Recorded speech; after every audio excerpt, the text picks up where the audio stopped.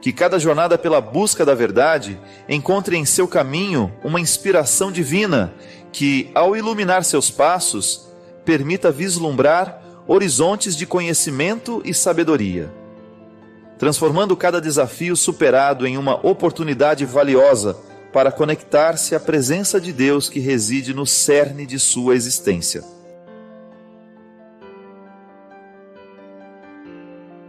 Chego no restaurante, no hotel, vamos ter pouco tempo para descansar e já ir dar continuidade na viagem. Aí a minha assessora me liga: padre, o que o senhor vai querer comer? Aí eu confio, pede aquilo que você acha melhor. É uma forma que eu tenho de descansar. É uma forma que eu tenho de dar ao outro a possibilidade de estabelecer comigo, de crescer comigo ainda mais nessa confiança. É um exemplo bobo, minha gente, mas a oração não é outra coisa senão dar a Deus o direito de escolher o cardápio. Dar a Deus o direito de escolher o alimento que nós precisamos ingerir. É por isso que quanto mais a gente se afasta de Deus, maior é a nossa incapacidade de perceber as regras do bom senso. Aí nós vamos ficando aquelas pessoas insuportáveis. Por quê? Nem mesmo os atributos humanos que deveriam facilitar a nossa vida social estão prevalecendo em nós. Nesse tempo onde tantas agressões gratuitas, as redes sociais, onde as pessoas estão tão emburrecidas por causa dos seus posicionamentos políticos, por causa das suas opiniões, a gente agride o outro com tanta facilidade, a gente deprecia o outro com tanta facilidade. Nós, porque somos cristãos, não devemos engrossar esse time, não. Já tem gente demais falando mal, já tem gente demais, colocando os ódios para fora. É impressionante como nós queremos combater a crueldade com crueldades ainda piores. Sabe por quê? Porque na tentativa de consertar a crueldade, nós somos ainda mais cruéis. Aí a gente descobre que nós estamos no oposto do que Jesus nos ensina. Você não pode tentar curar uma crueldade com outra crueldade. E o mundo vai ficando cada vez mais doente. E nós vamos entrando nesse jogo doente. Muitas vezes ficamos paralisados pelos acontecimentos. Às vezes nos acontece uma coisa ruim e a gente fica ali meses parados naquilo que foi ruim. Não viramos a página, não damos continuidade à vida, aí perdemos a oportunidade de viver a beleza dessa música. Ir para frente sem me fatigar. Vou com asas, pois confio no Senhor. É assim que funciona. Quando eu permito que os acontecimentos ruins sirvam apenas como uma escada para eu poder galgar um lugar mais alto, eu estou fazendo justiça ao sofrimento que me ocorreu. Agora, quando eu fico nivelado nele, não alcanço absolutamente nada do que ele pode me propor. É por isso que a gente precisa ficar muito atento aos sofrimentos que a gente tem passado, que a gente tem experimentado, às perdas que a gente viveu, porque tudo isso pode servir para nós como uma escadaria que nos leva para cima. Às vezes eu fico pensando que nós não temos a ideia do que nós podemos como pessoas. Um ser humano não tem ideia do que pode fazer pelo outro. Ainda mais se estiver visitado pelos princípios cristãos, que nos ensinam o tempo todo a jogar a nossa alma para fora. Vamos sair das nossas mesquinharias, vamos parar de amassar o pão do nosso dissabor, das nossas mazelas. A minha vocação é buscar as alturas. A sua vocação é buscar as alturas, mas nós jamais conseguiremos alcançar essas alturas se a gente ficar preso a tudo isso que é mesquinho em nós. Se nós ficarmos presos a uma experiência religiosa que não nos permite o aprimoramento do ser,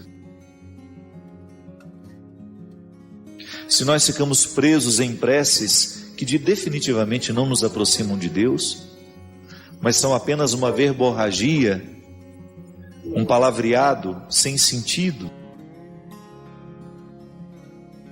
que não repercute dentro de nós. Volto a dizer, uma fé que se manifesta o tempo todo a partir de pedidos e não a partir de confiança.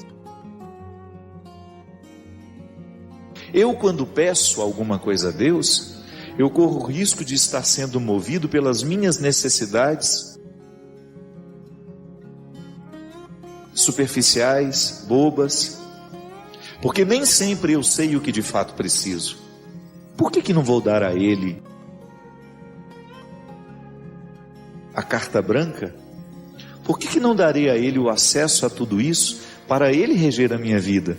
Se eu faço essa experiência com uma outra pessoa, se eu faço a experiência de confiar a minha vida a uma pessoa que também é marcada por limites como eu sou, não farei isso com Deus? Essa presença máxima, extraordinária em mim, em você, agindo em nós através da nossa consciência, iluminando-nos, traçando os nossos caminhos a partir do bom senso. Sim, Deus nos orienta através do nosso bom senso. Se você quiser identificar se aquilo é para você ou não, use o seu bom senso. A voz de Deus repercute profundamente ali, no momento em que nós ousamos escutar a voz interior que em nós funciona como bom senso. É essa confiança que nós precisamos buscar diariamente, volto a dizer, para que a nossa fé deixe de ser de pedidos e passe a ser de entrega, de confiança. Aliás, a confiança é uma das mais belas virtudes que nós podemos experimentar em uma pessoa. Você sabe muito bem disso, a vida nos ensina que nada pode nos enriquecer mais do que a gente ter pessoas em quem a gente confia. Pessoas com as quais a gente conta. Tão raro nos dias de hoje, né? As pessoas se descartam tão facilmente. As pessoas fingem amor, fingem fidelidade. E de repente, quando a gente se descobre fazendo uma experiência positiva de confiança com alguém, é como se um conforto existencial pudesse trazer um sentido muito pleno à nossa vida. Quando eu tenho a oportunidade de passar pela vida de uma pessoa e fazer o bem, é Deus que está passando na vida daquela pessoa através de mim. Quando você tem a oportunidade de oferecer o seu conhecimento para facilitar a vida do outro, é tão bonito quando nós encontramos o profissional que faz questão de ensinar ao outro aquilo que sabe. Quando você vai ser atendido por um médico e o médico faz questão de olhar no seu olho e de explicar o que você tem, como será o tratamento, por que talvez você tenha tido aquilo. Quando ele coloca o conhecimento dele para ajudar a aliviar a dor, a sua ansiedade, a sua angústia. Eu posso ir muito além de onde estou. Isso é uma verdade. Eu ainda não alcancei tudo o que posso alcançar, como padre, como homem que sou. Você ainda não alcançou aquilo que você pode alcançar como pessoa. Tantas virtudes à nossa esfera, tantas coisas bonitas podendo serem vividas, e a gente não vive porque a gente não chega lá. Às vezes não somos cruéis assim dentro da nossa casa. Nós queremos combater uma crueldade com uma outra crueldade ainda maior. E justificados. Nós nos justificamos porque somos cruéis. E perdemos a oportunidade de sermos essa mão de Deus na vida do outro. Tanta gente sofrendo hoje, minha gente. Tanta gente nas UTIs, tanta gente nos hospitais, abandonados, sozinhas, tanta gente na prisão. E o mundo cada vez mais cruel. Porque falta essa consciência do que nós podemos. Quem são os nossos inimigos hoje? Eu gosto de pensar que o pior inimigo que eu tenho sou eu mesmo. Quando eu, consciente ou inconscientemente, fico colocando obstáculos ao meu crescimento, por exemplo. Quando eu deixo prevalecer o meu ciúme, a minha vaidade, e eu perco a oportunidade de alcançar algumas dimensões do ser, que só podem ser alcançadas se eu não estiver sob o domínio do meu ciúme, se eu não estiver sob o domínio da minha vaidade. Então, a minha oração de confiança, ela será sempre uma abertura de coração que me colocará diante de Deus assim: Senhor, Tu sabes o que é melhor para mim. Me dê esclarecimento, proteja-me das ciladas do demônio, para que eu não me desvie do caminho que me levará ao lugar que o Senhor gostaria que eu chegasse. A gente sabe que a plenitude não é para nós, isso é só depois na eternidade. Humanamente a gente nunca vai experimentar a plenitude. Não cabe dentro de nós o que é pleno. Nós não suportaríamos, para usar uma linguagem bíblica, nós somos vasos que não suportariam o líquido da plenitude. Não é assim? Em muitos momentos da Sagrada Escritura você tem a plenitude como uma proposta para o futuro. Nós humanamente nós não suportamos o que é pleno, não damos conta disso. Então a gente vai em partes, e é assim que a gente se realiza. Mas a oração do dia a dia é interessante demais você começar a perceber que você pode fazer a sua vida, toda ela, ser oração. Então está dentro do carro, seu pensamento se eleva, e você começa a tratar com ele as suas questões, você começa a dividir com ele as suas ansiedades. Tem gente que fica amassando o pão do dissabor o tempo todo. O tempo todo está reclamando da vida, o tempo todo está reclamando da vida: minha vida não presta, minha vida é isso, minha vida não presta, minha vida não presta, minha vida não presta. Abre a janela dessa casa, para de amassar esse pão, vai fazer um trabalho voluntário, vai encher a sua alma de alegria de outra forma, vai descobrir que você pode ser mão de Deus na vida de outra pessoa. Pare de idealizar a vida não é perfeita para ninguém. Se eu tiver a oportunidade de abrir o meu coração, você vai ver que minha vida não é perfeita, a vida do Christian não é perfeita, a vida de quem nos assiste não é perfeita. Nós não podemos idealizar. Às vezes você olha o outro, nossa, como a vida daquela pessoa é maravilhosa. Você não sabe. Você desconhece os bastidores que aquela pessoa precisa enfrentar diariamente. Vida perfeita ninguém tem. Agora, nós temos a oportunidade de descobrir um significado para essa vida e torná-la cada vez mais bonita. É como conhecer outra pessoa. A gente confia à medida em que a gente conhece. Você não fica confiante da noite para o dia. Você pode até se encantar da noite para o dia, mas o encantamento ainda não é confiança. A confiança, ela só se estabelece entre duas pessoas à medida em que nós vamos vivendo as provas que vão purificando aquilo que aquilo que mais tarde nós chamamos de confiança. São gestos pequenos que a gente vai identificando que ali a gente pode confiar. E é por isso que a fé em Deus, ela vai amadurecendo e vai colocando em nós uma confiança. Confiar, minha gente. É tão bonito a gente caminhar na direção de uma fé que se expressa pela confiança. Não entendo nada do sofrimento que agora me ocorre, mas eu confio, Senhor. Não tenho ideia de onde essa dor possa chegar. Não sei por que ela chegou e não sei aonde ela vai chegar. Mas eu confio que o Senhor está cuidando de mim neste momento. Ouse acreditar assim.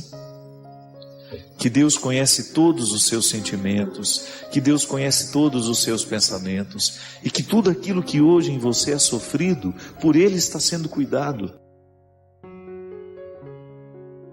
Olha, minha gente, eu digo como padre. Anuncio o Evangelho todos os dias, de alguma forma eu anuncio.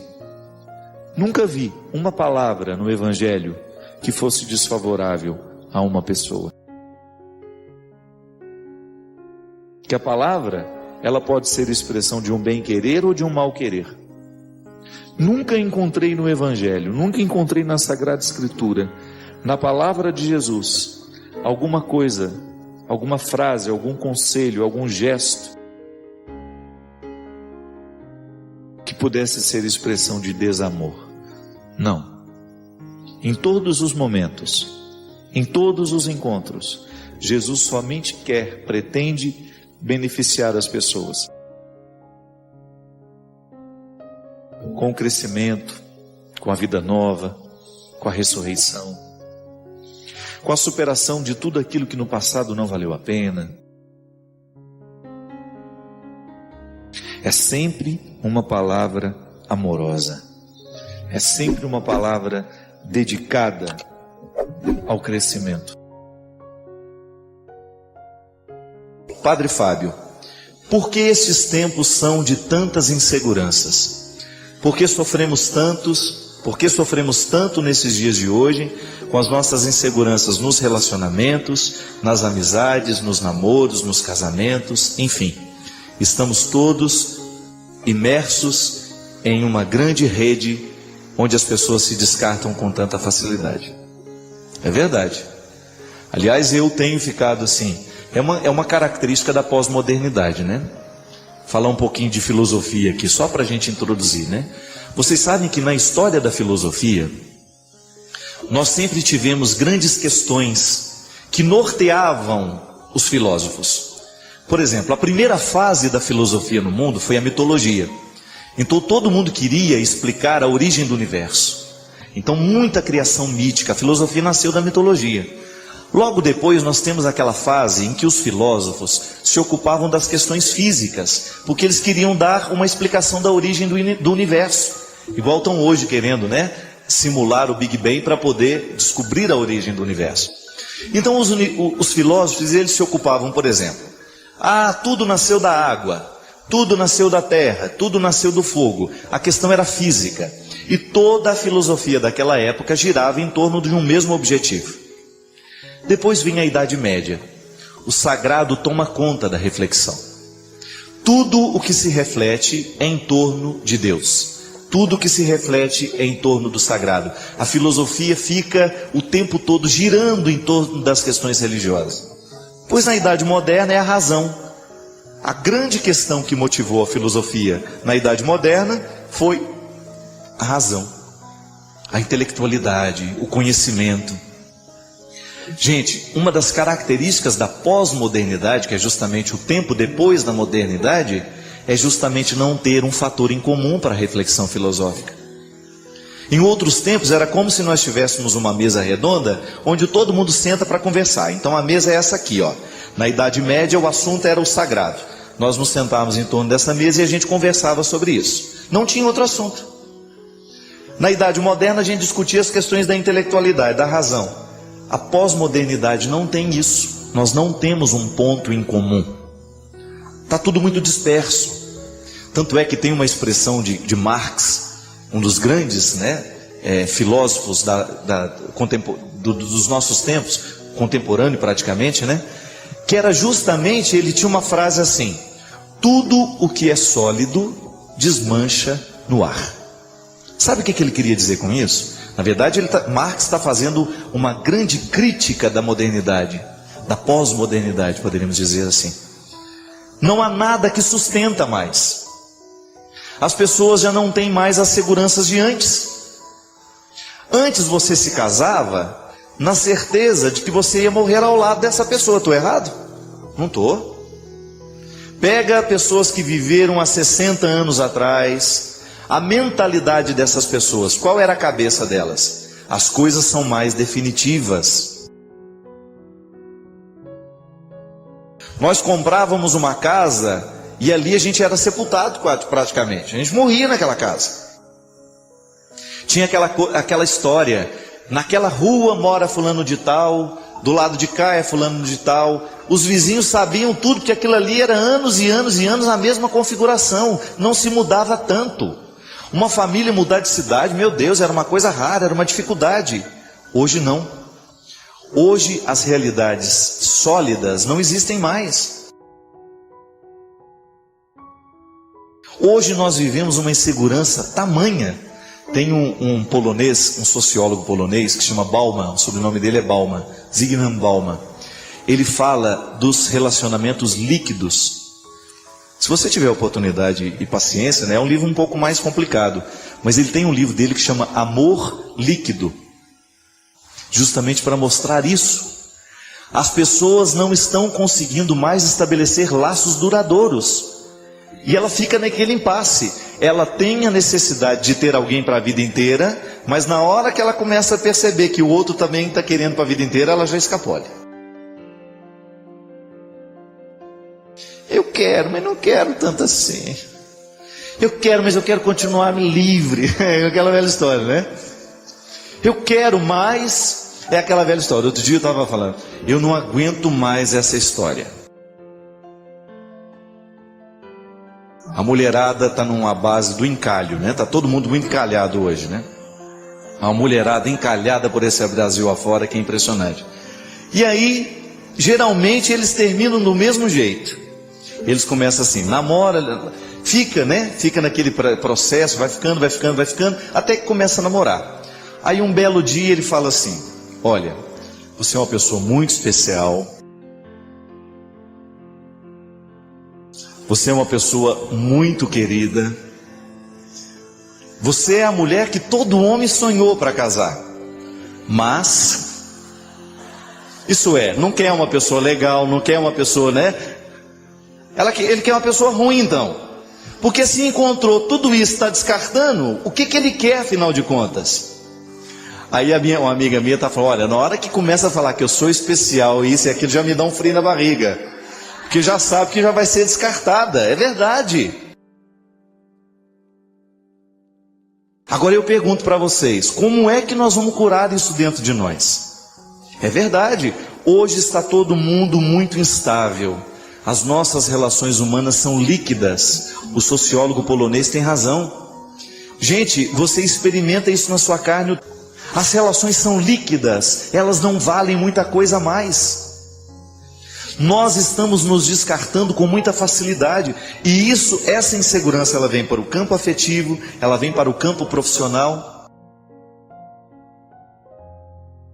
Ela vem para os seus relacionamentos de amizade, porque você não sabe quanto tempo você tem as pessoas. Pode observar, às vezes, tem aquela música do Oswaldo Montenegro, que é uma facada, né?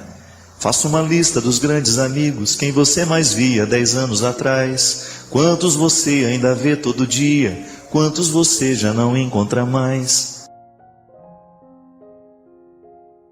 É verdade. Pensa, quais são os amigos de 10 anos atrás que ainda são de hoje? São poucos. Não estou sendo pessimista não, estou sendo realista. Cada vez mais nós estamos tendo dificuldade de estabelecer relacionamentos profundos. Ah, estou indo viajar com uma amiga. Que amiga? Ah, conheci na internet. Mas vocês já se viram com uma amiga? Não, a gente vai se conhecer agora. Então veja bem, as facilidades. Outro dia teve uma que casou, gente. Ela casou com um rapaz em Portugal. Estava indo fazer a lua de mel, mas ia encontrar com ele lá. Não tinha visto nunca. Lá no interior de Minas Gerais, uma pessoa que eu conheci. Ela se casou, fez tudo, namorou, casou e foi passar já a lua de mel. Ela ia encontrar o namorado na lua de mel, que o casamento, a papelada já estava toda feita antes dela ir. Agora eu pergunto para você, isso gera um mundo virtual. Nós estamos cada vez mais virtual. É aquilo que a gente falou, a gente não escreve mais carta, a gente manda e-mail. O que é um e-mail? Onde que ele está? É igual aquele diabo daquele negócio do computador, né?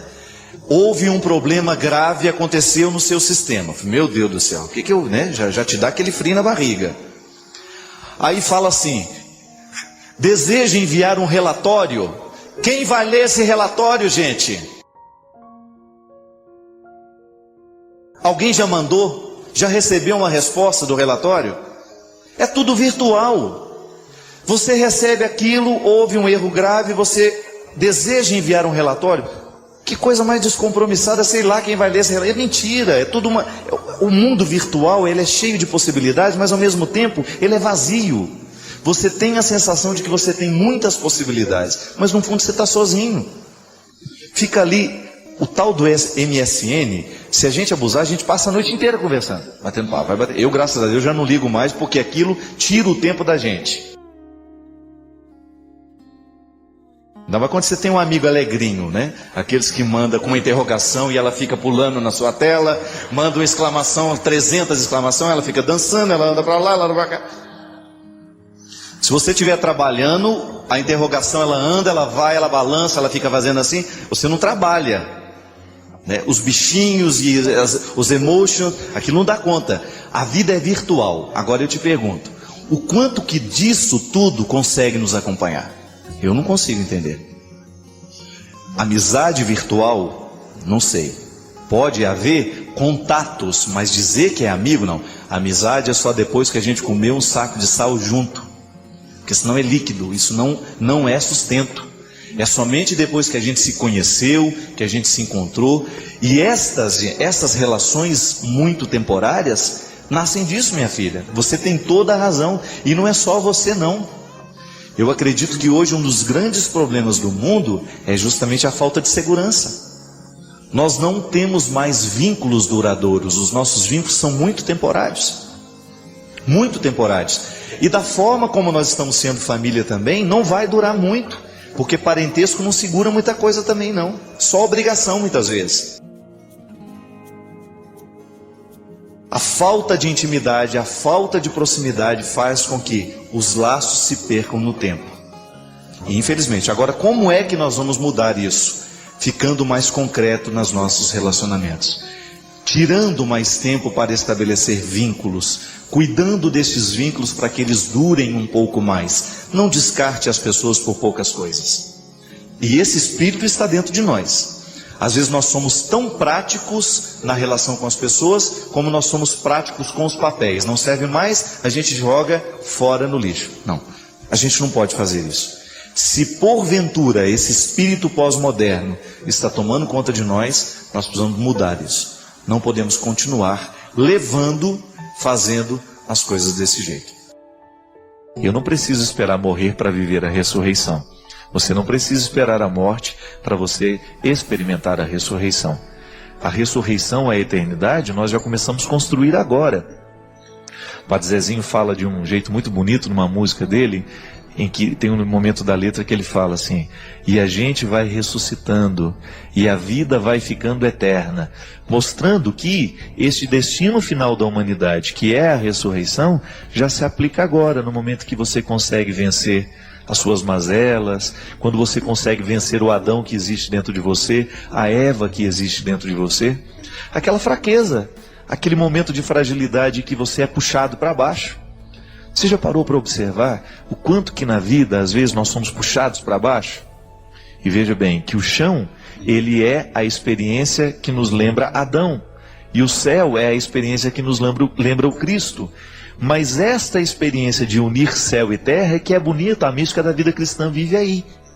Eu estou no chão, isso é, eu sou Adão, eu sou barro, o significado de Adão é este, né? Aquele que vem do barro, aquele que está no barro. Mas eu também sou o Cristo, eu sou convidado a viver a dinâmica da superação, daquilo que é Adão em mim, mas daquilo que é Cristo também em mim.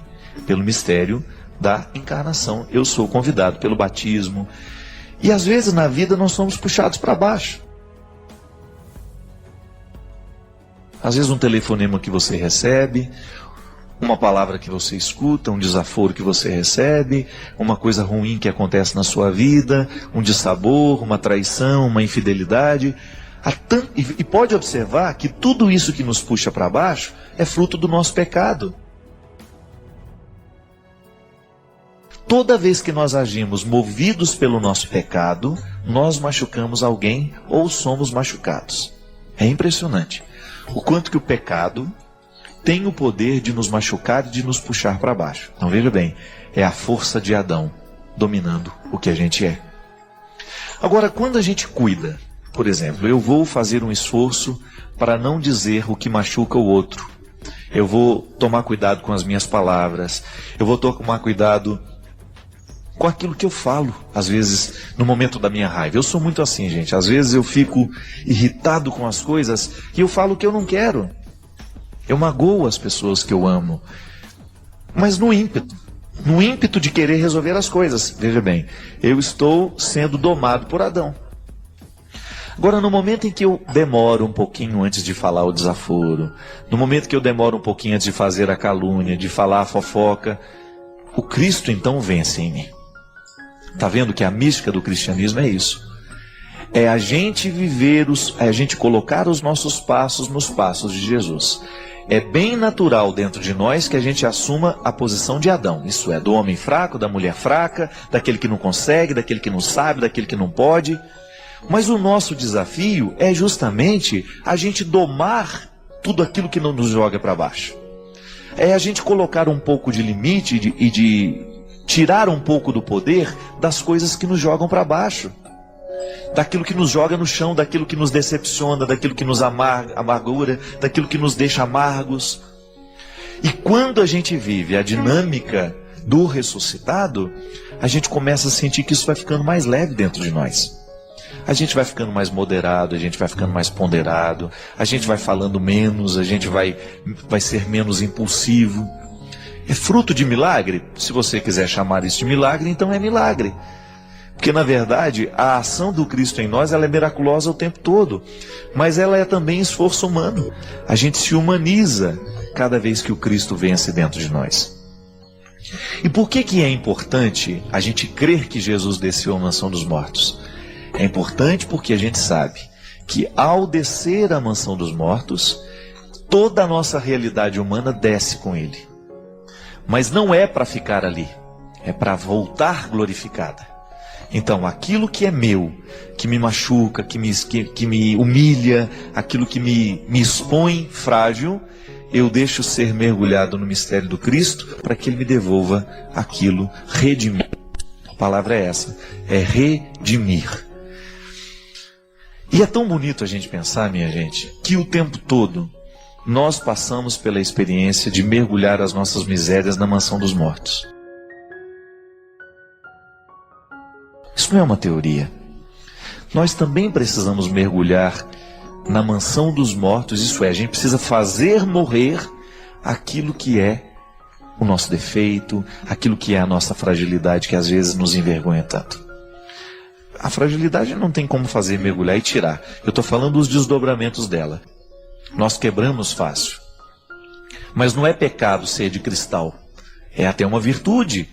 Uma peça de cristal ela é preciosa, mas você vai cuidar para que ela não quebre com facilidade. Então não se trata de rejeitar a fragilidade que está em mim, que está em você. Se trata apenas de cuidar bem dela. Cuidar da fragilidade que se tem é um jeito que tem de se humanizar, de trazer a vida do Cristo para nós, de vencer a perspectiva de Adão e de nós entrarmos na dinâmica do Cristo. Teilhard de Chardin chamava isso de maneira muito bonita de cristificação do universo, quando cada criatura descobre que ela é o Cristo. Pelo mistério da encarnação. Eu sou o Cristo, tu és o Cristo, ele é o Cristo, nós somos o Cristo. Você já imaginou que beleza? Se nós pudéssemos sair pelas grandes cidades sem o medo do assalto, sem o medo do sequestro, sem o medo da violência. Por quê? Porque o mundo estaria cristificado. Todo mundo tem o mesmo sentimento de Cristo, todo mundo tem o mesmo pensamento do Cristo, todo mundo tem o mesmo comportamento do Cristo, isso é, só faz o bem. Não deseja o mal a ninguém, não fala o que não deve falar, não olha o que não pode olhar, enfim, vive uma vida de equilíbrio. Tanto é que lutar pelo mundo cristificado é lutar pela paz, não tem outro nome. Você já imaginou se dentro da sua casa todo mundo estivesse cristificado? Isto é, convertido ao Cristo? Se os sentimentos que prevalecessem nos corações fossem os sentimentos do Cristo, então a gente trabalharia, a gente não esperaria cair do céu, agir com responsabilidade, nós não iríamos querer os vícios na nossa vida, nós não iríamos destruir o outro, nós não iríamos mentir para o outro, nós não iríamos enganar o outro, nós não iríamos roubar o outro. E aí, não tem casa que não vá viver em paz se todo mundo faz isso. O que quebra a nossa paz? Quando nós nos enganamos, quando nós mentimos, quando nós nos roubamos, quando nós tiramos a paz. Só que isso não é a atitude de Cristo. Então falta cristificar a casa, falta cristificar a família, falta cristificar o comportamento. Agora, à medida em que nós vamos assumindo esse jeito de Jesus ser, você pode ter certeza, à medida que o Cristo vai vencendo em nós, a nossa casa vai se transformando em um lugar bonito, mais saudável, mais alegre, mais feliz. E naturalmente a gente vai ficando muito mais leve. Que às vezes os maiores problemas que nós temos não são nossos, mas são das pessoas que nós amamos e que estão do nosso lado. Acabam afetando a gente. Às vezes eu paro para pensar e chego a essa conclusão. Às vezes a gente quase não tem problema, os nossos problemas são os outros. Como é que eu vou ser feliz se as pessoas que eu amo não estão bem? Mas eu também não posso viver a vida delas. Aí se estabelece o limite, se estabelece o sofrimento. Eu não tenho como entrar no coração dela, viver por ela, falar por ela, fazer como é. Não. Então aí eu sofro por isso. Eu sofro porque eu não posso fazer o outro ser igual do jeito que eu quero. Agora, se o outro se compromete com Cristo, eu tenho que ficar tranquilo. Sabe por quê? Porque Cristo vai fazer a obra dentro daquele coração do jeito que Ele pode. Mas saber que o outro está se direcionando para o caminho do Cristo, então nos dá tranquilidade. Aí você vai saber que o seu filho não vai atrás das drogas, por quê? Ele está sendo orientado pela força de Jesus. Você vai saber que o seu filho pode até cair numa outra coisa, mas ele vai se preservar muito mais do que antes. Ele vai começar a pensar mais na qualidade da vida dele do que antes. Por quê? Coração convertido é coração que se ama, é coração que se respeita. Coração cristificado é aquele que não quer permitir que o Adão prevaleça. E aí, minha gente, a gente descobre que religião só pode fazer bem à medida em que ela é bem aplicada. À medida em que nós descobrimos que o seguimento de Jesus nos faz homens e mulheres bem melhores. Então, não perca tempo. Cristifica seu coração, cristifica sua vida, seu comportamento, sua mente, sua casa. E quem sabe você vai cristificando as outras pessoas que estão do seu lado pela força do seu testemunho. Às vezes, a busca pela salvação,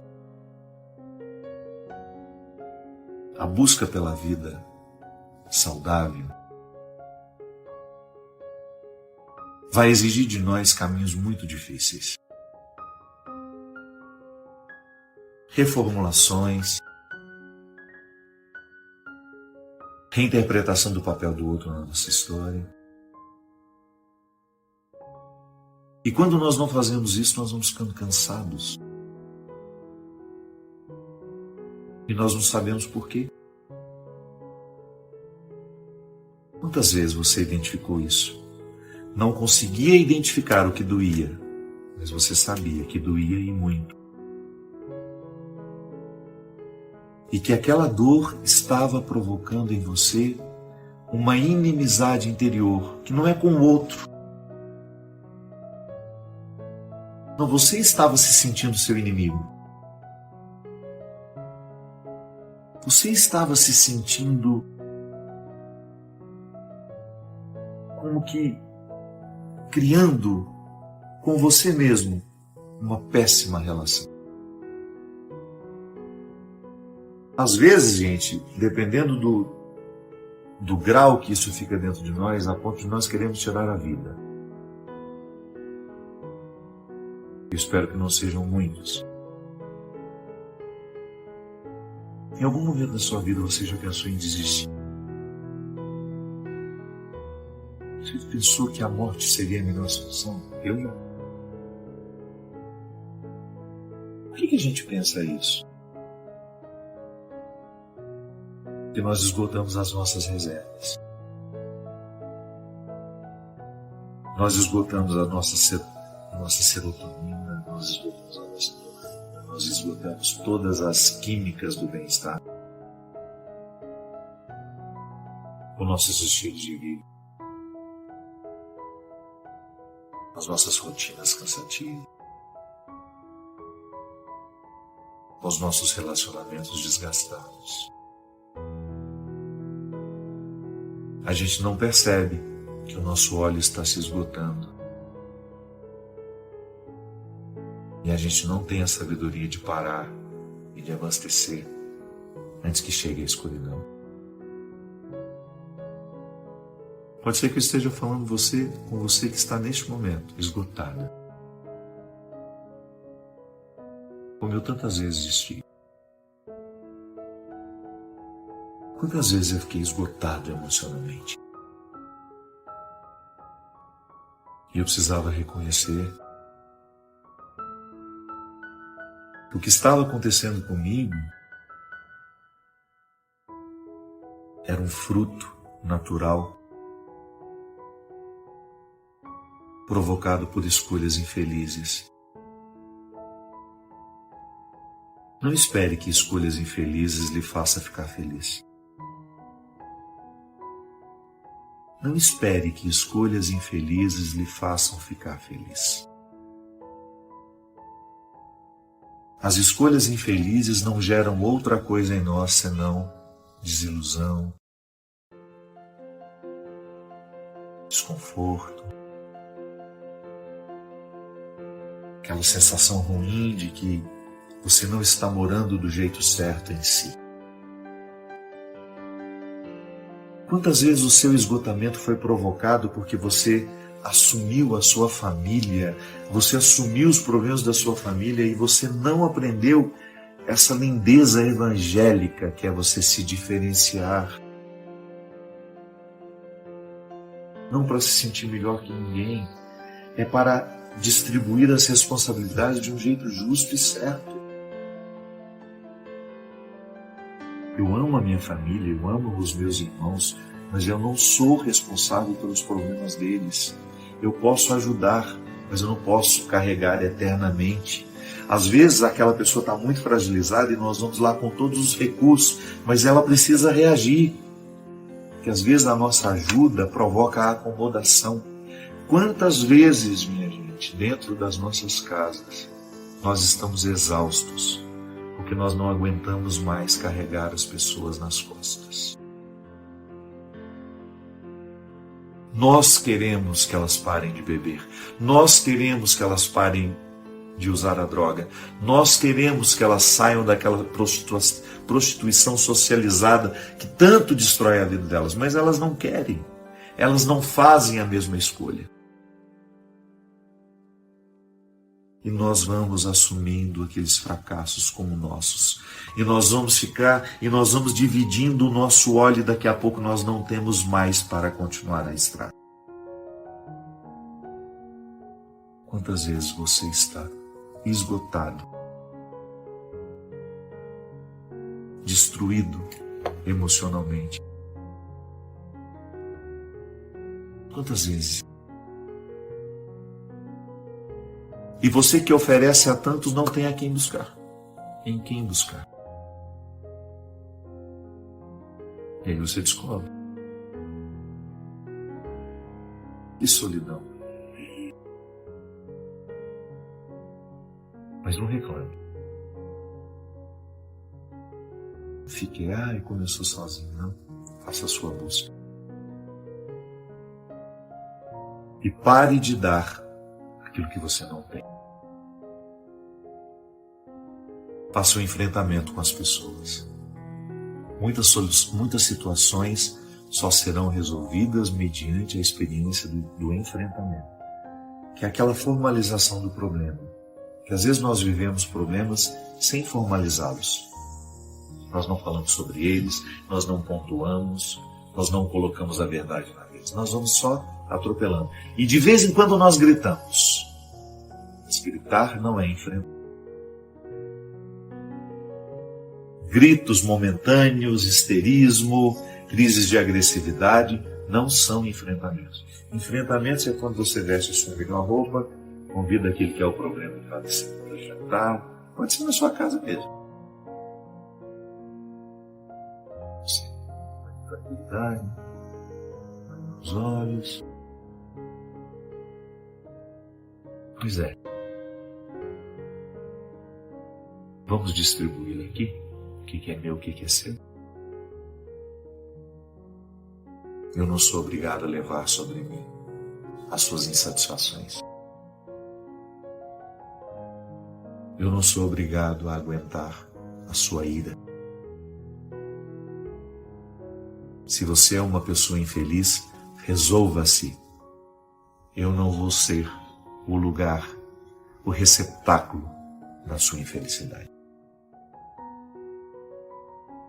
Porque eu estou aqui tentando ser feliz. E a sua infelicidade sendo jogada sobre mim o tempo todo é um obstáculo à minha felicidade. Eu tenho uma vida só. Eu quero viver bem a cada dia. Então eu quero lhe dizer que a partir de hoje eu não serei mais o receptáculo da sua ira, da sua infelicidade. Eu estou com você para o que precisar. Desde que aquilo que você precise seja de fato um elemento essencial para a sua mudança. Eu não vou continuar fazendo a manutenção da sua infelicidade. Eu não vou continuar apagando os seus incêndios. Eu não vou continuar fazendo por você aquilo que você precisa fazer.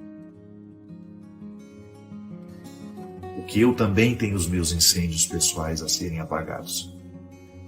Eu não vou ficar pagando as suas dívidas enquanto você gasta irresponsavelmente. Eu também tenho os meus sonhos a serem realizados. E muitas vezes eu pisei em cima dos meus sonhos porque você foi irresponsável e julgava a sua irresponsabilidade com você.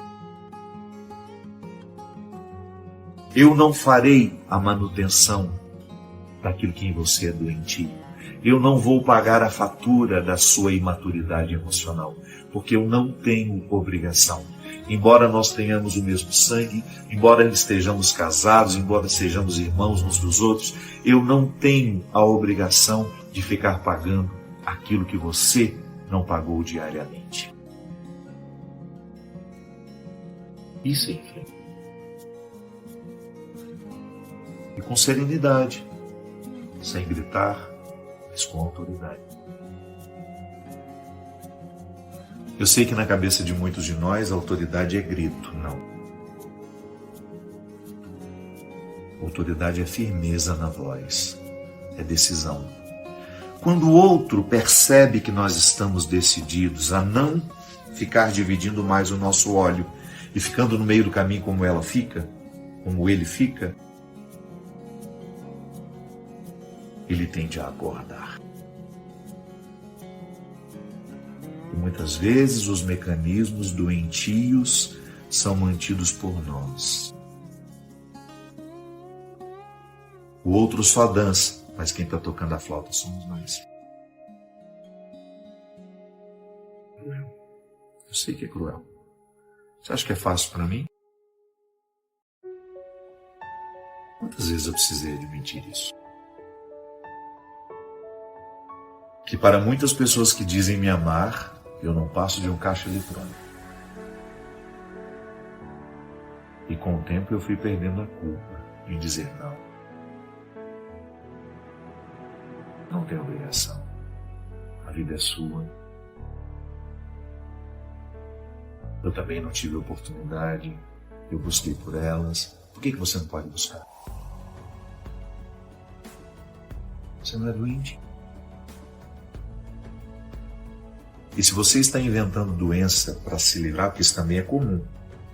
Algumas pessoas ficam inventando doenças para poderem ser eternamente cuidadas, eternamente socorridas durante o processo. Olha, eu estou a caminho e o meu azeite está terminando. Eu estou aqui, mas o meu azeite não dá para ir até ali na frente. Por favor, pelo amor de Deus, eu estou muito doente, me ajude. Não. Somos. Não devemos, em hipótese alguma, fazer a manutenção da preguiça alheia. Não podemos, em hipótese alguma, assumir esse papel desconfortável de ficar pagando a fatura da imaturidade dos que não querem crescer. Tem o mesmo sangue que você? Tem. Mas às vezes não tem amor nenhum. Não tem vinho. Só lhe enxergam como um lugar para a satisfação de desejos, de necessidades, de carências. Às vezes você passou a ser um objeto há muito tempo. E isso não é dignidade. Isso não é crescer. Não é o que Deus pede de nós. Definitivamente não é o que Deus pede de nós. Eu sei que às vezes nós fomos criados assim, para oferecer o que não tem. Deus não pede isso de nós. Sejamos solidários, sejamos amorosos, mas nunca percamos de vista que antes de oferecermos aos outros, nós precisamos oferecer a nós.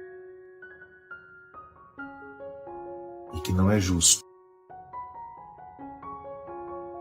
em hipótese alguma, dar mais. Busque as suas reservas.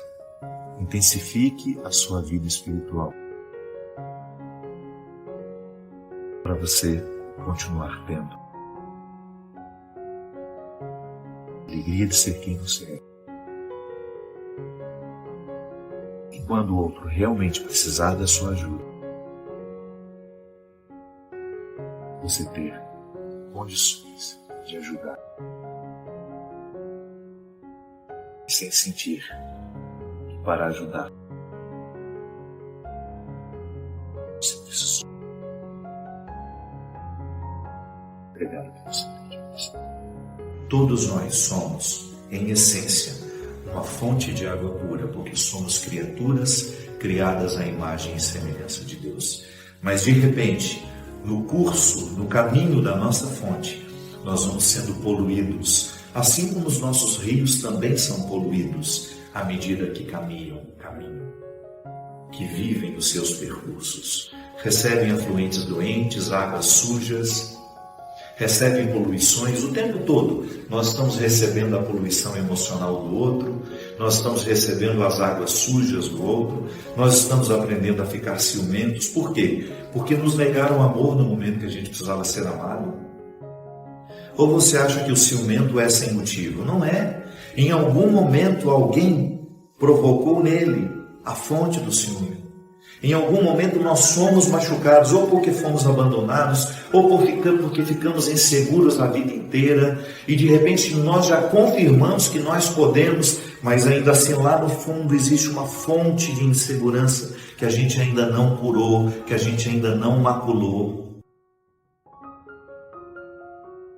que a gente ainda não transformou. Isso é terapia, minha gente. A terapia nós podemos viver desde os momentos institucionais em que ela se estabelece como uma prática humana, que é no divã, quando você procura um psicoterapeuta, mas a terapia também acontece aqui, na oração, quando a gente mergulha dentro de nós e nós vamos conhecendo a nossa vida, nós vamos conhecendo os motivos do nosso ciúme, da nossa inveja, da nossa mentira, da nossa incapacidade de sermos fiéis, da nossa falta de perseverança. Em algum momento nos faltou o estímulo para a gente se desenvolver.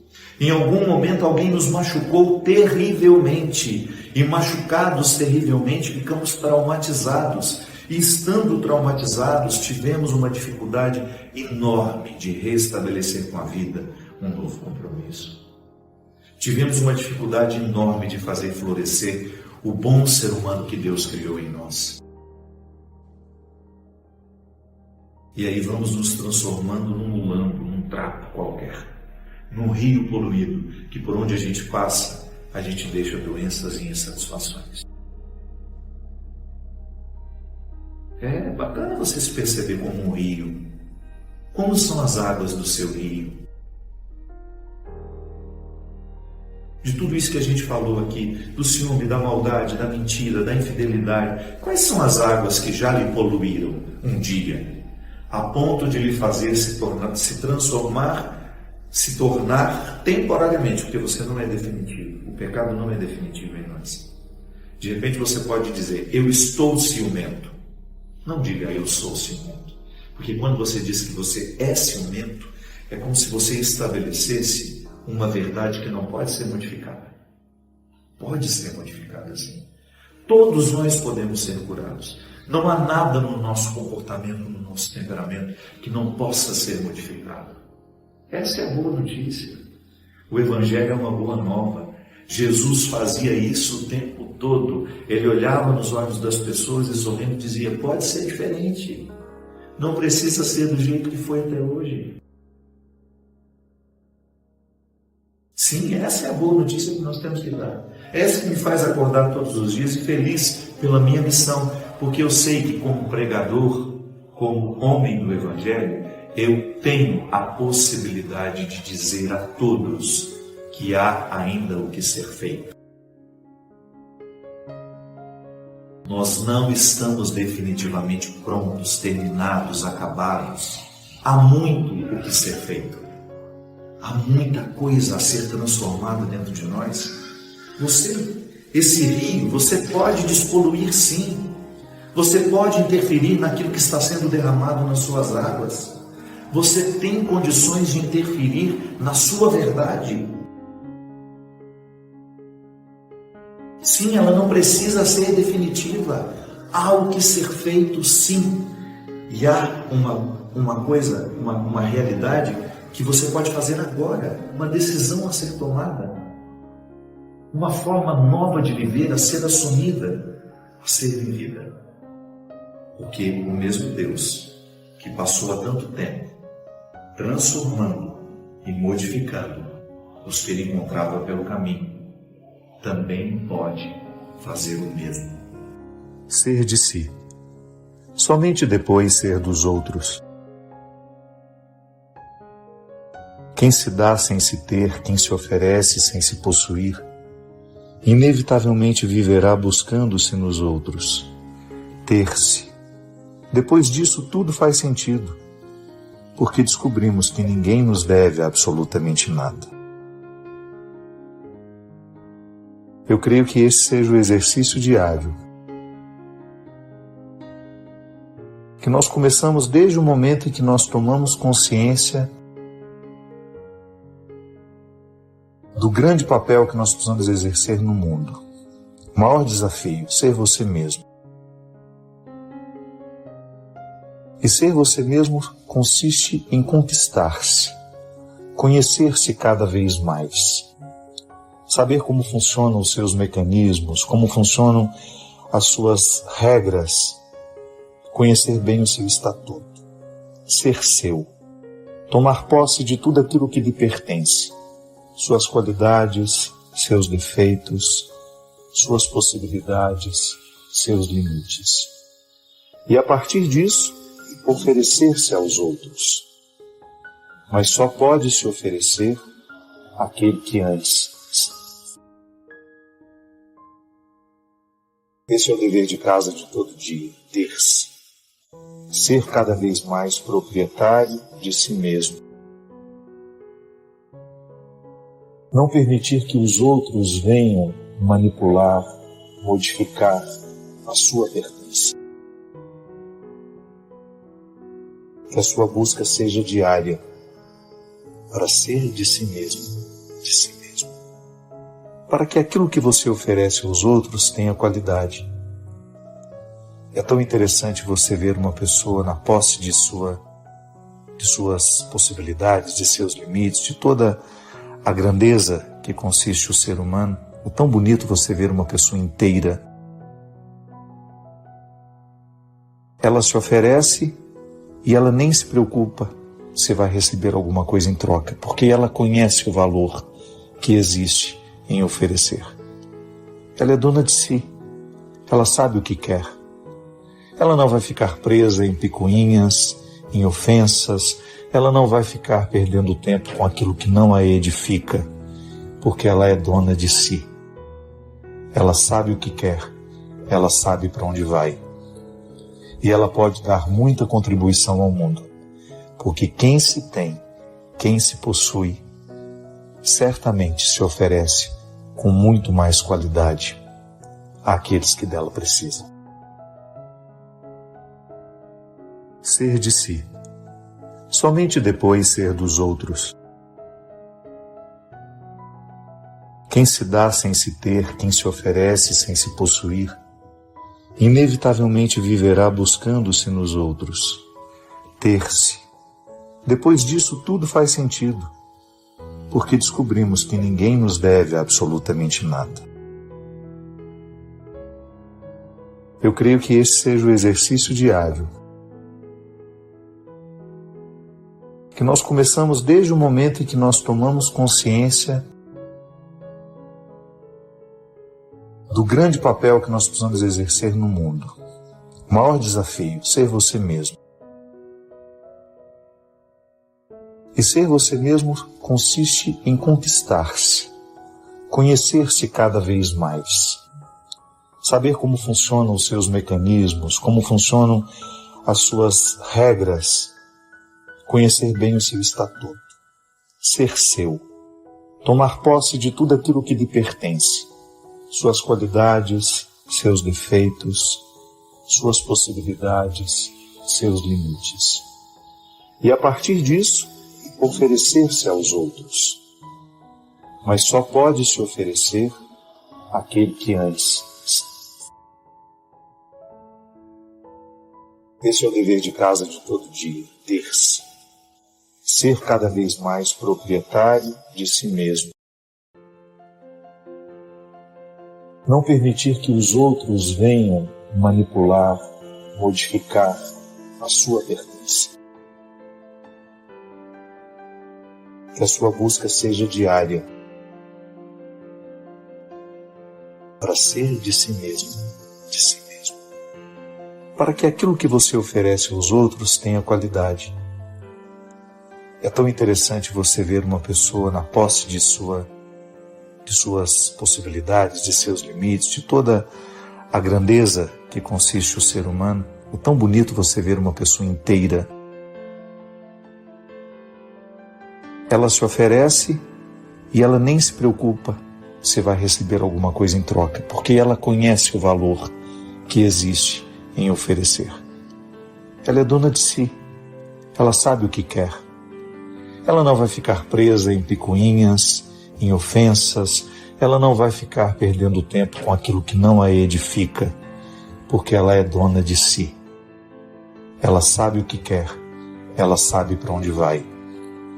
E ela pode dar muita contribuição ao mundo, porque quem se tem, quem se possui, certamente se oferece com muito mais qualidade àqueles que dela precisam. Se eu tenho um ciúme que me prejudica nos meus relacionamentos, tenho ciúme dos meus filhos, tenho ciúme dos meus amigos, do meu esposo, da minha esposa, do namorado, da namorada, toda relação ciumenta, ela pode ser uma relação pecaminosa. Por quê? Porque ela nos priva de viver o bom do relacionamento.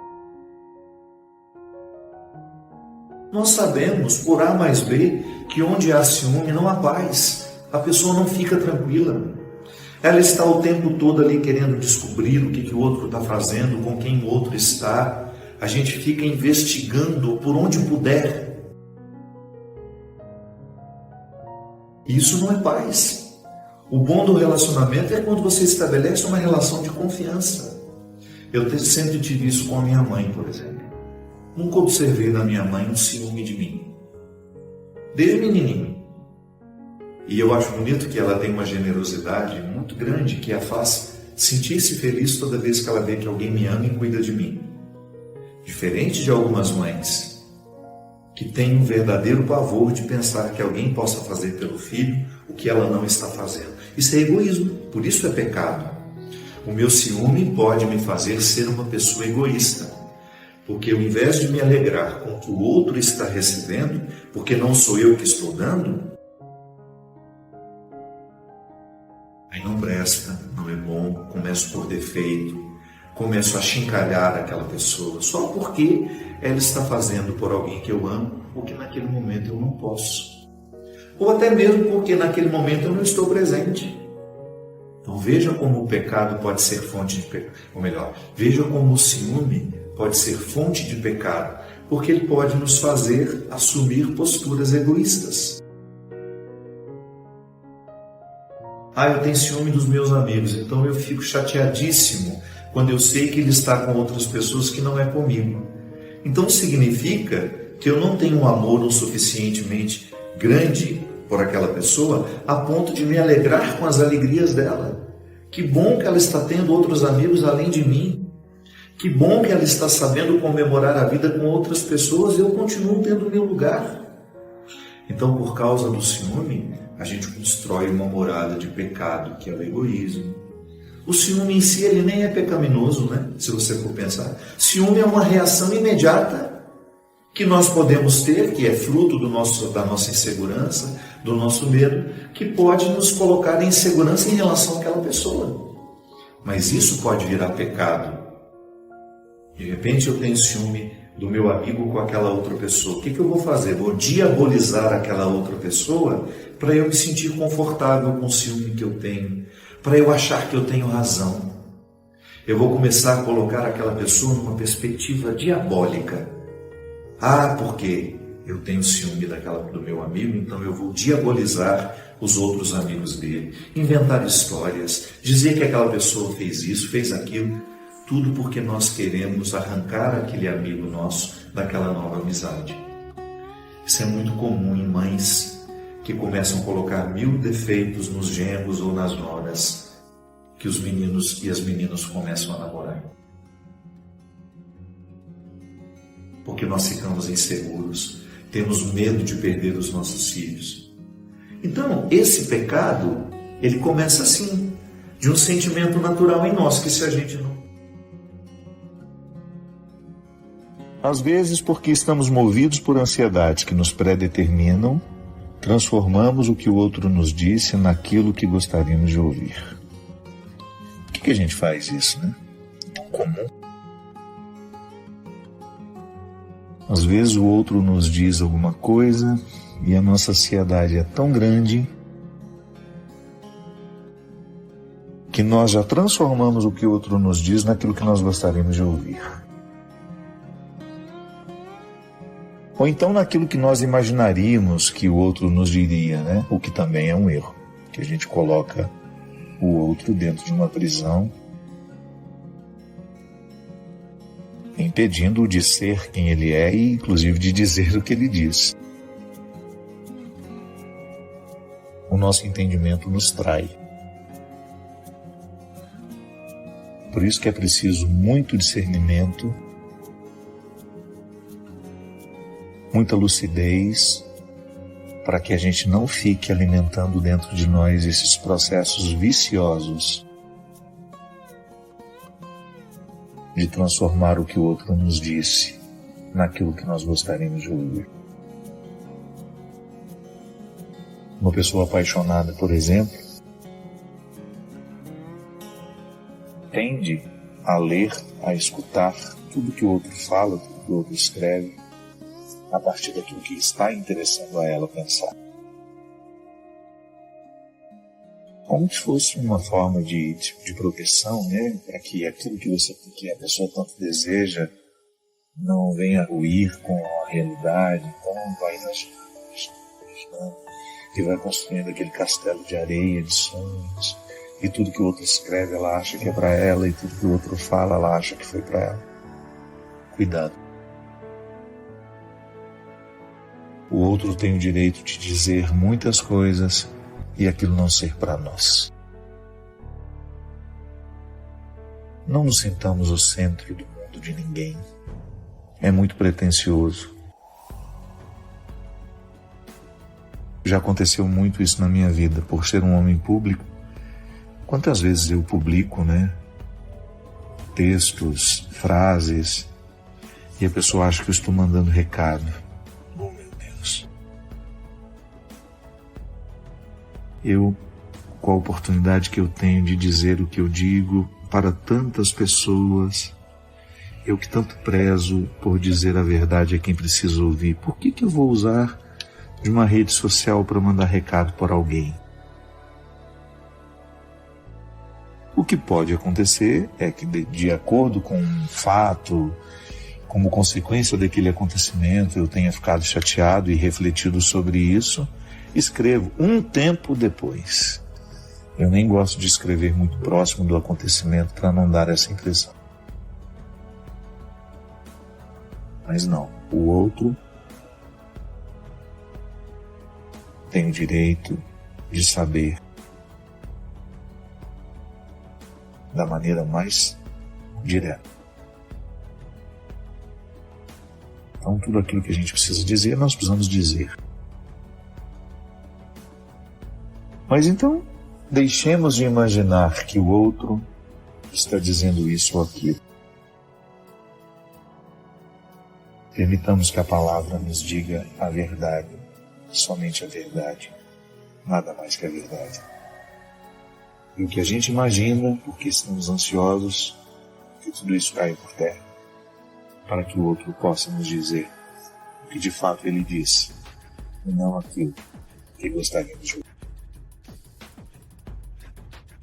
Às vezes, porque estamos movidos por ansiedades que nos predeterminam, transformamos o que o outro nos disse naquilo que gostaríamos de ouvir. Por que a gente faz isso, né? Tão comum. Às vezes o outro nos diz alguma coisa e a nossa ansiedade é tão grande